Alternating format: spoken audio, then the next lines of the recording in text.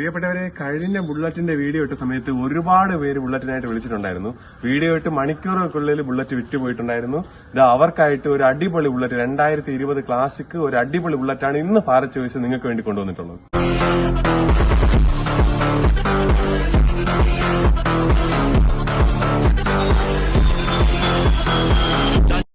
വണ്ടിയെ പറ്റി പറയുമ്പോൾ 2020 കാർബേറ്റർ ബുള്ളറ്റ്, സിംഗിൾ ഓണർഷിപ്പ്, വെറും 27,000 കിലോമീറ്റർ മാത്രമേ ഓടിയിട്ടുള്ളൂ.